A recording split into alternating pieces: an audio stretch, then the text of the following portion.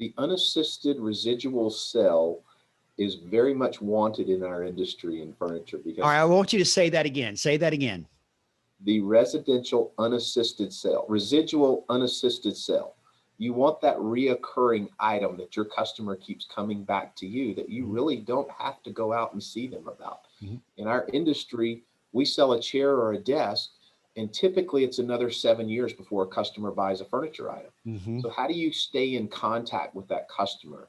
Well, if you're continuing to buy something from you, like that hand sanitizer refill or a soap dispenser refill, or even the bag liners that go into the trash cans, now they have to keep coming back to your organization and you're always top of mind. That's what we Mhm. look for in that relationship. So that's Do what you, gives you the opportunity to build that relationship with the additional items. and I love it, unassisted residual sale. That's a terminology in that combination I have not heard before, and I absolutely love it. Unassisted residual sale. The customer keep coming back to you to buy more and buy more.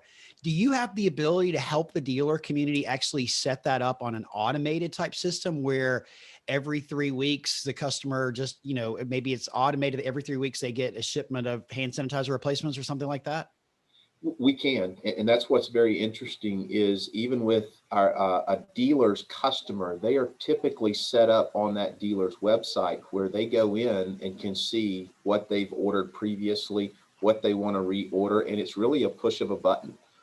Very similar to other e-commerce platforms. The office products industry has been doing that for many, many years. You Sure. know, now you've got the e-commerce customers that are doing it, and think they're coming out with something new. It's not really that new. It's just repurposed. So, Mhm. yeah, we can help our customers set that up on their side and have that residual unassisted sale continuing forward. See, we are always looking for ways to expand our presence with our customers, right? Always looking for it. And you're right. When we sell a chair, it's 7 to 10 years before we go and resell that chair. And typically, as a furniture people, we're always looking for new business. And so we furnish a space and we may keep in touch with that customer, but it's maybe only once every couple of years. And we'll drive by it again to go find other new business. I mean, that's just the nature of the beast because of what we sell, right?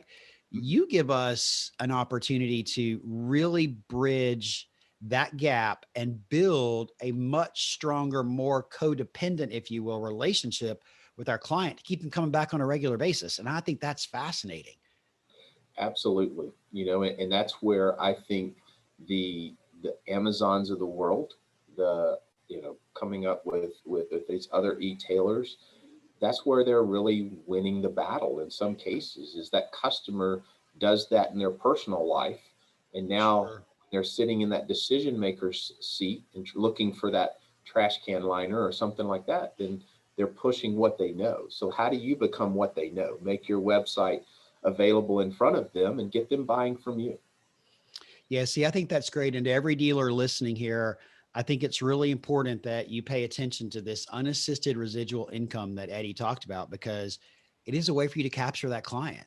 And it's a way to keep them from going to Amazon. It's a way to keep them from going to Wayfair and other places to buy online. And you can provide that really easily to them and then keep that connection and that connectivity with that customer without derailing what your primary focus is, which is selling furniture and finding new business.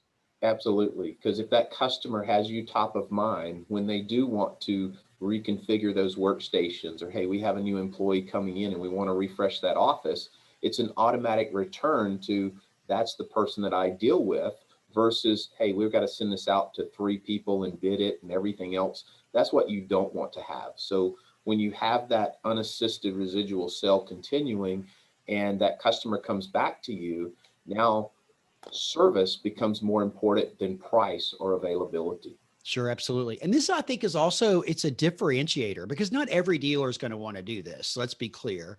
Right. And but it's a key way to differentiate yourself to the customer as a value added supplier that you're just not going to sell them the product and walk away. So it could be really a strategic play for you to be able to embrace this concept. I like it a lot, right? I wrote it down, unassisted residual income, because I think it's really profound.